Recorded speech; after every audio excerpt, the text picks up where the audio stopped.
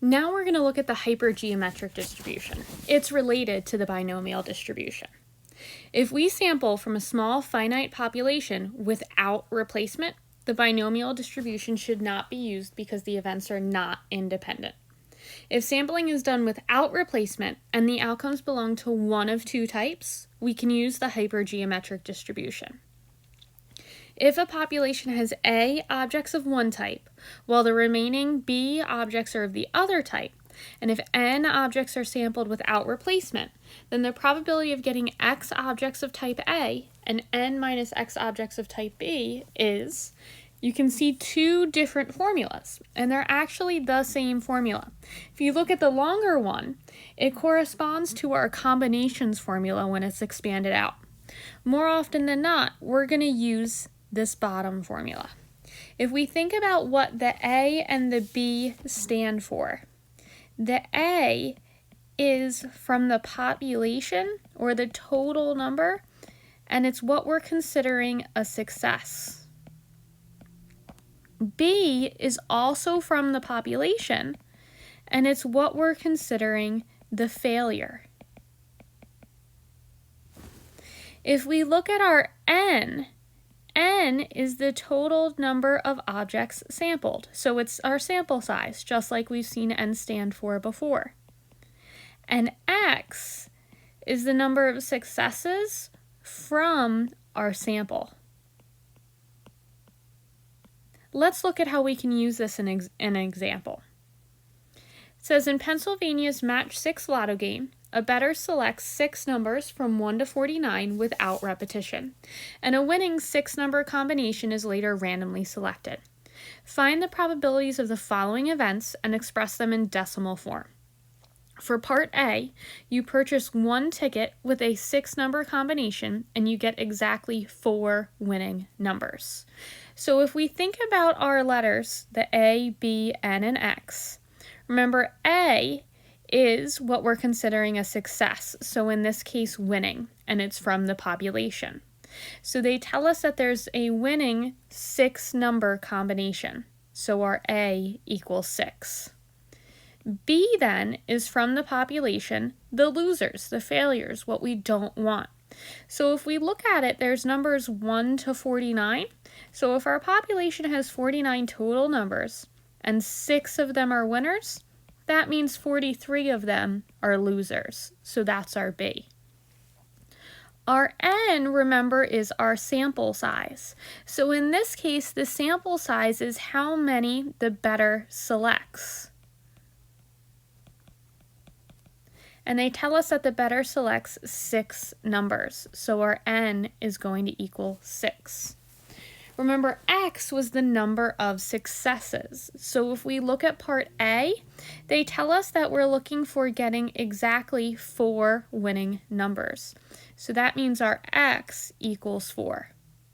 If we think about our formula, our A, choose X, times B, choose N minus X, divided by our A plus B, choose N. Our A in this case is 6, and we want to choose 4 of them. Our B in this case is 43. So if we think about what's going to go here, remember that's our N minus X. So that's our 6 minus 4, which gives us 2. Divided by our A plus B, so that's our 49. Choose our N, 6. So if you think about what's going on here, this 6 choose 4 is the winning, right? There's 6 winners from the population. We want to get 4 winners. That 43 choose 2 is the failures, or the losing numbers, right? There's 43 losing numbers. We want to pick 2 of them. And then the denominator is always from the totals, right? The population has 49 total numbers. We're choosing 6 total numbers.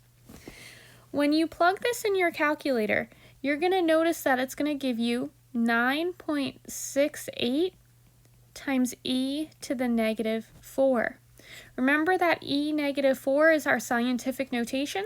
It's telling us bump our decimal point 4 spaces to the left. So our probability is really 1, 2, 3 zeros and then 0.968. If we look at part B, they tell us that we purchase one ticket with a 6-number combination, and this time we get all 6 of the winning numbers. So A, B, and N up here don't change. That's from the situation. If we're getting all 6 winning numbers, that means that our X this time is becoming 6. So if we're using that same formula, A, choose X to represent all the winners, B, choose N minus X, all the losers, over that A plus B, choose N, the total population. There's still 6 winners in the population. This time we want all 6 of them. There's still 43 losers in the population. We want none of them. There's still 49 total numbers in the population, and we're still choosing 6 of them. So when we do that, our calculator will tell us approximately 7.15 E-8. So when we write that, not in scientific notation,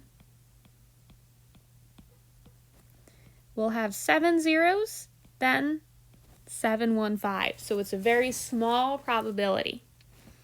If we look instead at the probability of getting none of the winners, that means this time our X equals 0.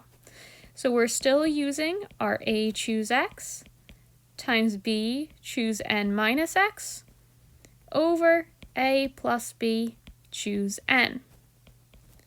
So there's still 6 winning numbers in the population. This time we want none of them. There's still 43 losing numbers in the population. This time we want all losing numbers, so it'll be choose 6. Then there's still 43 total numbers in the population. Nope, I said that wrong. There's 49 total numbers in the population and 6 of them that we're choosing. So when we do that, we actually get a relatively large probability.